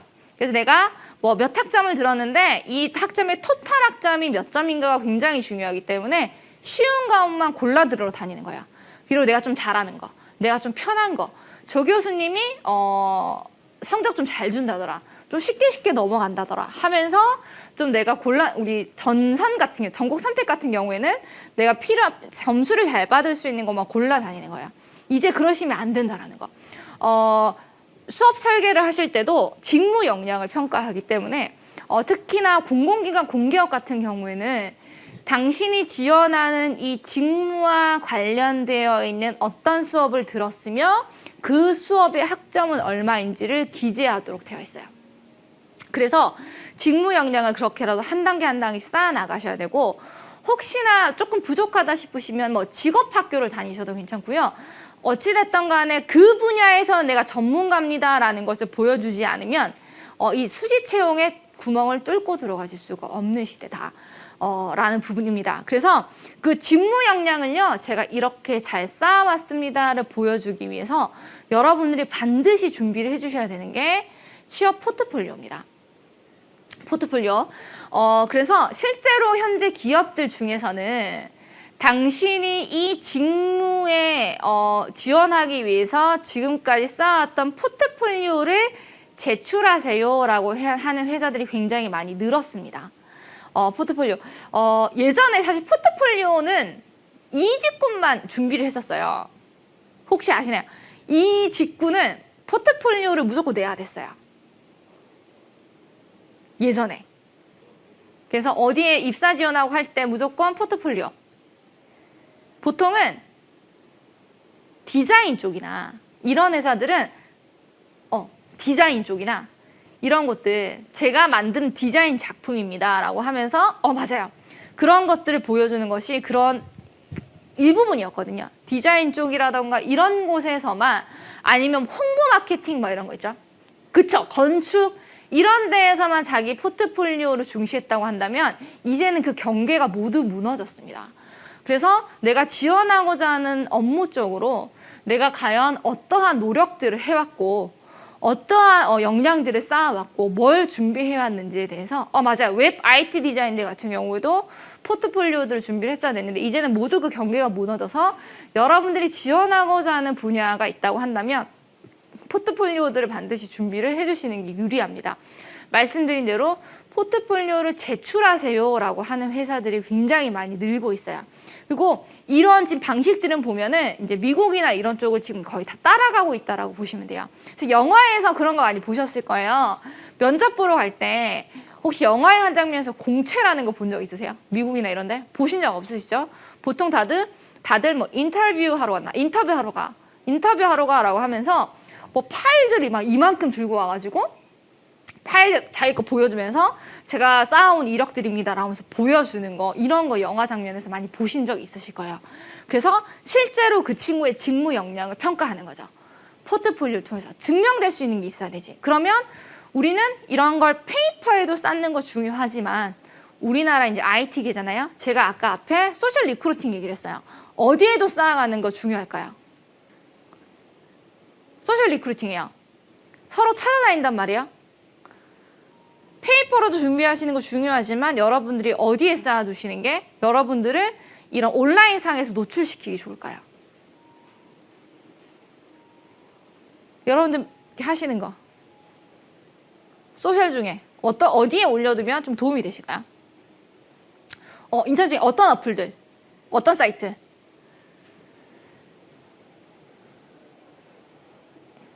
그쵸? 블로그도 너무 좋고요. 그렇죠. SNS. 특히 인스타. 요즘은 기업들이 인스타 찾아다닙니다. 얘기 많이 들어보셔서 아시겠지만 샵에서 그 관련된 전공자라던가 직무자들 여러분들 찾아다녀요. 그리고 지금 그 페이스북이 인스타그램을 인수했잖아요. 그쵸? 인수하면서 같은 맥락으로 이제 보시면 되기 때문에 페이스북은 이름도 바뀌었습니다. 메타라는 이름으로 바꾸면서 굉장히 많은 정보들을 수집하겠다는 목적을 지금 보여주고 있거든요. 그래서 여러분들이 내가 지원하고자 하는 그 분야에 맞추셔가지고 직무 역량을 포트폴리오에 쌓으시고 그런 것들을 인스타그램이라든가 페이스북이라든가 블로그에 지속적으로 업로드를 시켜주시는 것이 굉장히 중요합니다. 그러면 정말로 내가 필요한 인재다라고 생각을 하면 채용 담당자들은 이제 시대가 바뀌었기 때문에 여러분들을 검색해서 여러분을 찾아가게 된다는 거예요. 그리고 아까 제가 알려드렸던 그 소셜 사이트, 그 소셜 리크루팅, 인크루트 사이트 거기에도 여러분의 이력서라던가 자소서를 띄워두시고 그리고 나의 포트폴리오를 띄워두시면서 단순하게 이제는 여러분이 기업을 쫓아가시는 게 아니라 기업을 여러분을 찾아오게 해주시는 것이 수지 채용의 가장 큰 관건이다. 라고 보시면 될 것 같아요. 저 이런 말씀을 드리는 저도 굉장히 좀 부끄러운 게 제가 얼마 전에 제 이제 카톡 프로필 인사말을 바꿨어요. 뭐라고 바꿨냐면 그 전까지는 뭐 하다가 하기 싫은 것을 하자 라는 걸로 제가 이제 카톡 인사말을 바꿨는데 저도 제가 곰곰이 생각을 해보니까 저도 이제 계속 이제 SNS를 통해서 지속적으로 또 업체를 만나고 여러 사람들과 계속적으로 접촉을 해야 되는데 사실은 그게 너무 귀찮은 거예요. 인스타 저희 회사 계정 관리도 해야 되고 블로그도 지속적으로 관리를 해야 되는데 그게 사실은 쉽지 않고 그다음에 특히 블로그 같은 경우 글 하나 쓸 때 단순히 그냥 사진만 업로드하는 게 아니라 나의 생각이라던가 나의 철학이라던가 이런 것들을 써서 뭔가의 정보를 전달해 줘야 되는 곳이 블로그잖아요. 너무 귀찮은 거예요. 그래서 해야지라고 하면서 너무 하기 싫어서 이제 미뤄뒀었거든요. 근데 어느 순간 좀 생각을 하다 보니까 세상에 내가 하고 싶은 것만 하고 살 수 있는 곳이 세상이 아니지 라는 생각이 들면서 하기 싫은 것을 했을 때 성공할 수 있지 않을까라는 생각들이 좀 들면서 하기 싫은 것을 하자라는 걸 저도 이제 카톡 프사를 바꿔놓고 지속적으로 저도 SNS 활동을 하기 위해서 노력을 하고 있습니다. 그래서 우리 특히나 취업 준비를 하고 계신 분들 더 많은 노력들을 또 해주셔야 되겠죠. 그래서 하기 싫은 부분일 수 있지만 여러분들 포트폴리오 만들기 위해서 정말 지속적인 노력을 해주셔야 된다 라는 부분입니다. 그리고 세 번째는요, 일 경험인데요. 이 경험이라는 단어가 굉장히 중요합니다. 이런 이야기 하죠. 신입을 뽑지 않는데 그래서 경험을 쌓으래. 그럼 나는 신입인데 도대체 누군가가 나를 뽑아주지 않으면 나는 계속 신입이잖아요. 그럼 나는 도대체 어디에서 경험을 쌓아가지고 경력자가 되라는 말이냐. 말도 안 된다라는 이야기를 하는데, 그래서 요즘은 어떻게 보냐면 물론 좋습니다. 우리가 바로 대기업으로 점프를 해서 들어가던가 아니면 정말 우리 NCS 시험을 잘 보셔가지고 공공기관이나 공기업으로 들어가시는 것도 좋지만 정말로 이게 크게 봤을 때 우리 메타폴리스형 인재라고도 이야기를 하는데, 이 친구가 단순하게 한 가지 업무만 꿰뚫고 정말 다른 거 귀, 눈 다 닫고 정말 이 직무만 잘할 수 있는 친구를 뽑는다라고도 하지만, 그 친구가 이 업무를 잘 하면서도 무언가 다른 것과 연계되었을 때 뭔가 업무를 이 문제 해결을 잘 해나갈 수 있는 어떤 관계성들, 소통도 굉장히 잘 하면서 이 업무와 다른 것들을 연계시켜서 새로운 것들을 좀 창출해낼 수 있는 이런 폴리스형 인재를 원한다고도 이야기를 해요. 그래서 우리가 바로 대기업에 들어가시고 바로 공공기관에 취업을 하시는 것도 굉장히 좋지만, 우리는 괜찮은 중소기업, 괜찮은 중견기업에 들어가셔가지고 거기에서 경험을 쌓으셔서 오히려 나중에 정말 중고신임으로 경력제 채용으로 경력사원으로 괜찮은 여러분들이 가고 싶어 하시는 그 IT계는 뭐 카카오톡이든 좋고요, 뭐 네이버도 좋고요. 우리가 가고자 하는 회사로 한 3년, 4년 뒤에 바로 점프하셔서 올라가시는 것도 굉장히 현명한 방법이다라고 알려드려요. 왜냐하면 그것들은 이제 전부 다 경력직만 뽑으니까 우리가 뚫고 들어갈 수 있는 자리가 없잖아요. 그래서 우리는 어떻게 해서든 간에 무언가 그 경험을 쌓기 위해서 계속 찾아다녀 주셔야 된다라는 겁니다. 그래서 우리가 경험을 쌓기 위해서, 그다음에 이런 박람회도 굉장히 중요하고요. 그리고 지금 이번 박람회에 몇백 개의 기업들이 들어와서 괜찮은 인재들을 모셔가기 위해서 기업들이 다 들어와 있는 상황이잖아요. 그래서 여기에서도 면접 경험도 많이 쌓고요.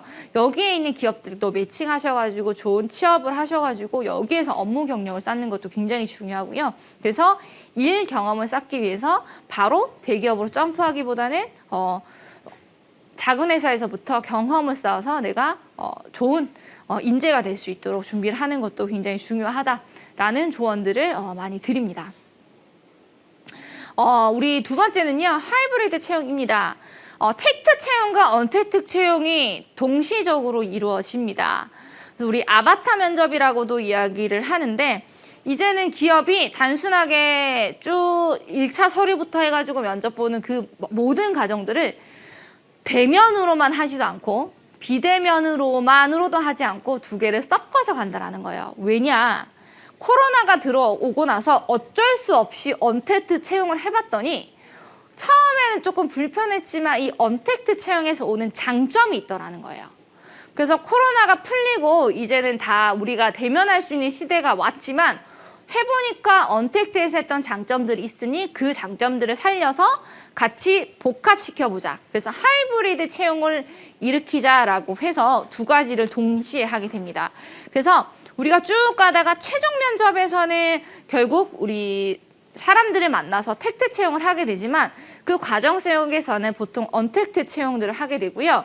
우리가 보통 메타버스를 이용해서 아바타 면접을 하게 되죠. 그래서 사진에서 보시는 것처럼 채용 박람회 자체를 아예 우리 메타버스로 이용을 하고 그 다음에 면접 자체를 이렇게 언택트로 이용을 하는 거예요. 실제로 이렇게 아바타가 제일 많이 사용하는 것이 보통 게더타운입니다. 기업들에서 제일 많이 사용을 하고 있는 것이 게더타운이고, 게더타운 같은 경우는 PC에 프로그램을 설치를 해 주셔야 해요. 그래서 내 아바타가 등장을 해서 거기서 면접을 보는데, 이거의 가장 큰 장점이 이 면접을 보시는 지원자가 이걸 현장에서 하신다고 생각을 해보세요. 이 지원자가 4-5명 이렇게 다 같이 들어가가지고 굉장히 경직된 상태에서 굉장히 이제 부끄러운 상태에서 막 이렇게 면접을 봐야 되는데 오히려 그냥 내가 혼자 있는 공간에서 사실 내 앞에 이렇게 호랑이 눈을 한 면접관이 이렇게 직접 앉아 있는 것이 아니라 귀여운 캐릭터가 이렇게 내 앞에 아바타가 앉아 있는 거잖아요.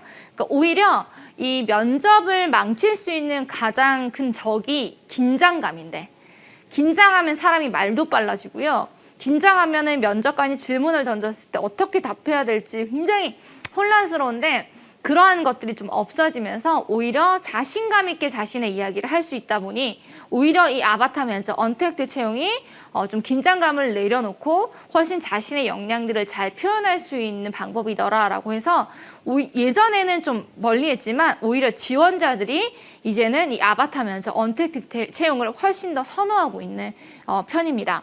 그래서 하이브리드 채용을 통해서 택트랑 언택트가 동시에 돌아가게 되는 것이 우리 하이브리드 채용이라고 해서 지금의 트렌드다라고 보시면 될 것 같아요. 그래서 가장 중요한 게 뭐냐면 이제 모든 기업들은요, 여러분들에게 경험에 대한 질문을 합니다. 경험 질문. 모든 질문들, 자소서도 마찬가지고요. 그 다음에 면접에서도 마찬가지고요. 아까 말씀드린 대로 우리 리버스 인터뷰가 이루어지죠.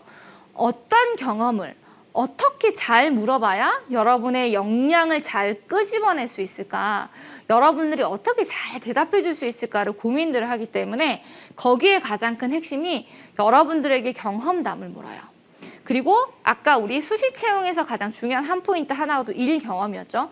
이게 관련된 일 경험이 아니라고 하더라도 경험, 당신에게 이러이러한 경험 있으세요? 그러니까 경험을 물어봐요. 이 경험도 있어 없어? yes or no를 묻는 것이 아니라 어떤 경험이었는지 설명해주고 그 경험에서 네가 어떤 행동을 했는지 그를 통해서 네가 어떤 점을 느꼈고 현재 너는 어떤 사람으로 거듭나게 됐는지에 대해서 당신에 대해서 디테일하게 과거의 경험을 묻습니다. 그래서 그 경험을 통해서 현재 여러분의 모습을 확인하고 고민을 생각하는 거죠. 오케이, 이 친구가 우리 회사에 들어왔을 때 미래에 이런 모습들을 보일 수 있겠구나라고 이제 예측을 하게 됩니다. 그래서 우리는 점점 더 그래서 그 자소서의 신뢰도가 훨씬 중요하게 되었고요. 그래서 그 자소서에 여러분의 경험담을 잘 녹여 쓰시면서 여러분만의 이 직무를 수행할 수 있는 강점 키워드를 잘 녹여 써주셔야 된다라는 겁니다. 그래서 뭐 창의력, 뭐 도전정신, 뭐 협력 다 좋습니다. 그래서 그런 것들에 대한 경험이 있습니다. 제가 협업해본 경험이 있어요. 제가 도전정신을 발휘했던 경험이 있어요. 제가 창의력을 발휘해가지고 문제를 잘 해결했던 경험이 있습니다. 그 경험은 어떤 경험이었냐면요. 라고 여러분들의 경험담을 잘 녹여 써주실 필요가 있다라는 겁니다. 그래서 면접 형태도 마찬가지고요. 이제 면접은 BI 면접 형태를 보게 됩니다. 행동, 사건, 면접이죠. 이것의 목적은 여러분이 어떤 직무를 수행할 때 어떤 행동을 하게 될 것인가를 미리 파악해 보는 거예요. 그래서 질문이 성공에 대한 경험 질문을 해요. 예를 들어서 본인이 살아가면서 가장 도전 정신을 발휘해서 성공했던 경험에 대해서 이야기해 주세요. 누군가와 어떤 협업을 통해서 프로젝트를 잘 수행했던 경험에 대해서 이야기를 해주세요 라고 하면서 여러분이 무언가를 성공했었던 경험에 대한 질문을 하게 되고요. 그 경험에 대해서 여러분에게 행동사건이죠. 여러분 답변하실 때 내가 그 프로젝트를 협업을 통해서 성공시키기 위해서 나는 어떤 행동들을 취했는가에 대해서 답변해 주기를 원하고 있습니다. 그래서 여러분들이 했던 그 행동 답변을 듣고 이 친구가 우리 회사에 들어와서 어떤 협업을 해야 되는 프로젝트가 있을 때 좀 어려움이 부딪혔을 때 이런 행동을 통해서 헤쳐나가겠구나라는 판단을 하게 되는 거죠. 그래서 여러분에게 행동 답변을 원하고요. 기업들에서는 여러분들의 경험을 중시하고 경험을 지속적으로 물어본다. 라고 생각을 하시면 될 것 같아요. 그래서 이런 우리 꼬리 질문이라고도 하고요. 탐친 질문들을 하게 됩니다. 혹시 과거에 실패를 극복했던 경험이 있다면 말씀해 주시겠어요? 오케이. 그러면 그 경험 도중에 만약에 이러한 상황이 발생했으면 어떻게 행동하셨을 것 같아요? 지금 말씀해 주신 방법 좀 더 구체적으로 설명해 주시겠어요?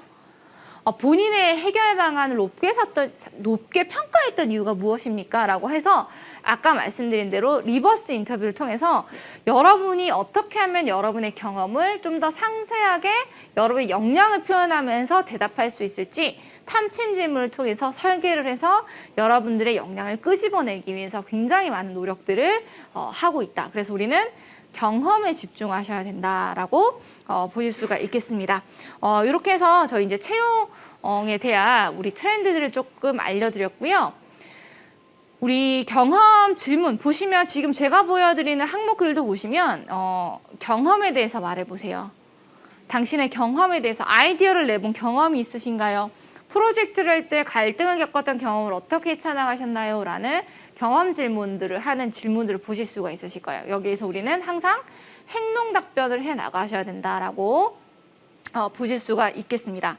그래서 우리가 뭐 여러 가지 AI 면접들도 진행이 되지만 AI 면접에서도 우리가 가장 중요하게 생각을 하셔야 되는 게 이제는 AI 면접을 통해서 여러분이 진실된 이야기를 하는지 모두 추출해낸다는 거예요. 여러분의 표정, 눈동자, 입술, 말의 속도 이런 것들을 감지를 통해서 여러분이 안정감 있게 진실되게 의사표현을 하시는지 이런 것들을 통해서 이 친구가 지원하고자 하는 이 여러 가지 직무들에 과연 매칭이 되는 사람인가를 확인하기 위한 AI 면접도 굉장히 많이 활용이 되고 있다.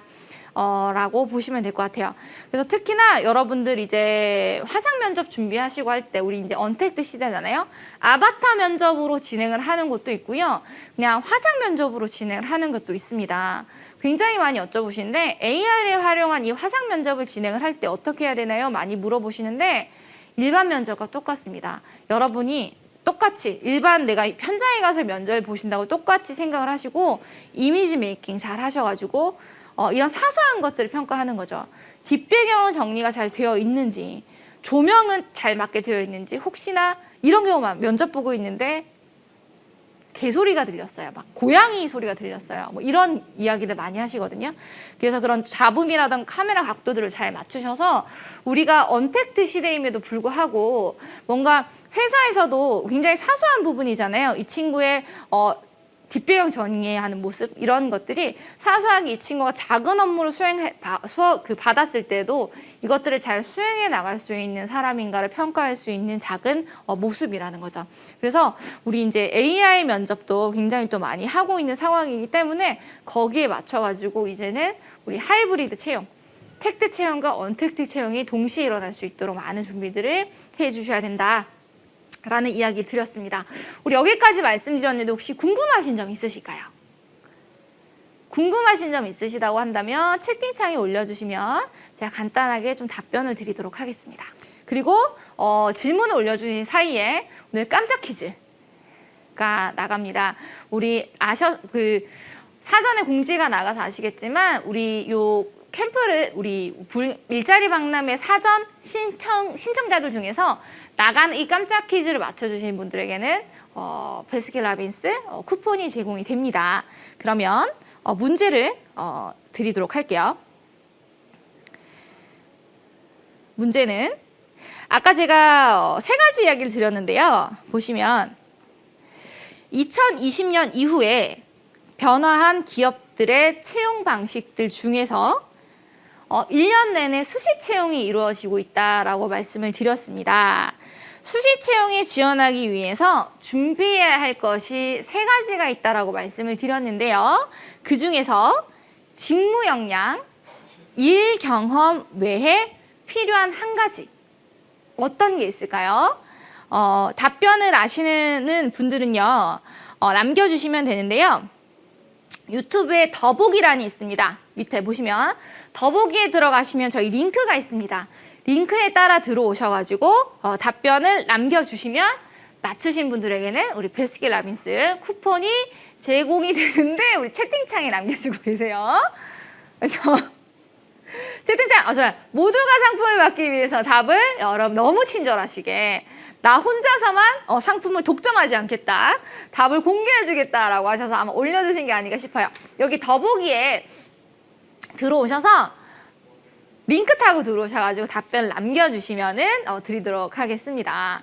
그래서 자, 우리 질문이 하나 올라와가지고요. 이번 박람회에서도 화상 면접을 하는데 IT 관련해서는 어떻게 면접해야 할까요? 관련 중요해서 맞아요. 화상 면접 하실 때 여러분들 지금 제가 보여드린 것처럼 특히나 IT 쪽이기 때문에 여러분이 이 화상 시스템을 얼마나 잘 다루시는가를 훨씬 더 중요하게 생각을 하겠죠.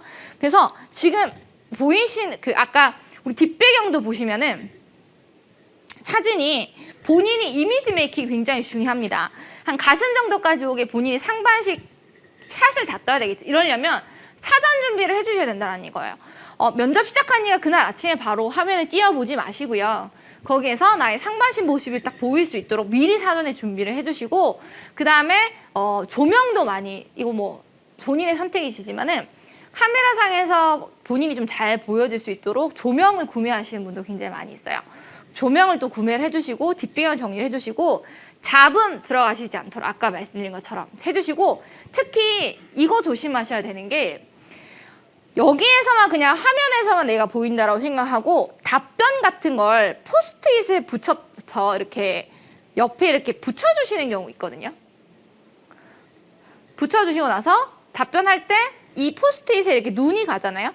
그러면 이게 눈이 이렇게 보여요. 이렇게 눈이 이렇게 돌아가는 게 굉장히 센서티브하기 때문에 그런 것들 좀 조심하셔야 돼요. 그래서 혹시나 긴장이 대면 면접보다는 덜 될 수 있지만은 옆에 포스트잇 이렇게 붙여놓고 읽어가시면서 하는 경우들 다 잡아냅니다. 그래서 그런 부분들 조금 더 유념을 해주시면 좋을 것 같고요. AI 화상 면접도 똑같습니다. 일반 대면 면접과 똑같고요. 단 대면 면접은 면접의 공간을 이 기업에서 준비해 준다라고 생각을 한다면 화상 면접은 면접의 공간 또한 여러분들이 직접 준비한다고 생각을 해주시면 좋을 것 같아요.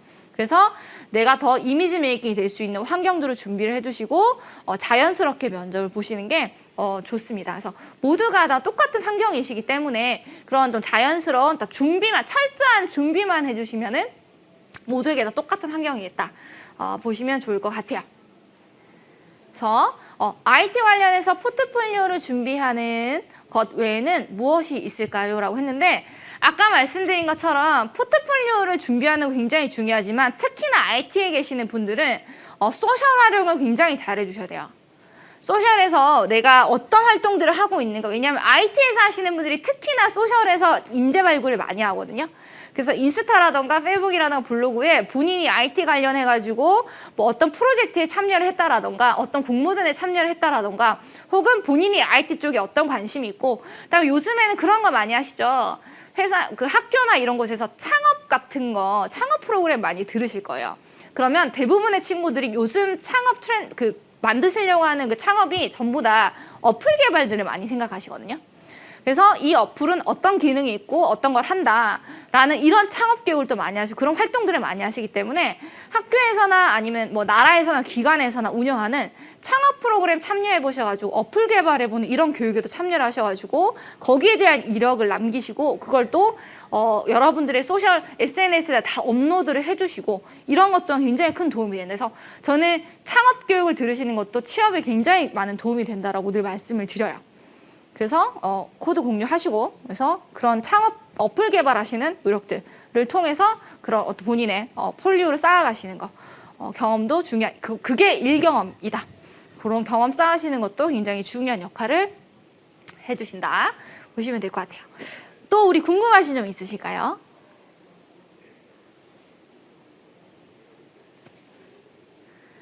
없는 것 같습니다.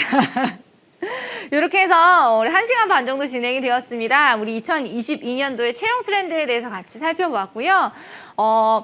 크게 변한 건 없는 것 같습니다. 1년 내내 수시 채용 2년 전부터 지속적으로 쭉 이어져 가고 있고요. 그리고 더 희소식은 기업들이 이제 MZ세대를 위한 채용 시스템을 더 많이 만들어가고 있기 때문에 여러분의 세상이 열렸다라는 거. 그래서 취업에 있어서 가장 중요한 거는 자신감입니다. 면접에서도 마찬가지고요. 자소서에도 마찬가지입니다. 여러분의 시대가 열려가고 있기 때문에 여러분들 모두 자신감을 가지시고 내가 될 수 있다는 생각을 가지고 포트폴리오를 잘 쌓아가셔서 여러분의 이력들을 잘 만드셔서 그냥 취업이 아니죠. 여러분들이 원하시는 그곳에 그리고 지금은 중소기업이라고 하더라도 장기 아까 플랜 설정하셔서 경력직 채용이 있기 때문에 최종적으로 여러분이 원하는 그곳에 취업을 하셔서 여러분이 원하시는 워라밸의 삶들을 살아가실 수 있는 환경들을 스스로 만들어 가시는 우리 현명한 청년들이 되셨으면 좋겠습니다. 많은 답변들 남겨주셔서 너무너무 감사드리고요. 저는 또 더 좋은 교육으로 여러분을 찾아뵙도록 하겠습니다. 오늘 너무너무 감사드리고요. 저는 여기서 물러가도록 하겠습니다. 오늘 컴퍼니의 임보혜였습니다. 감사합니다.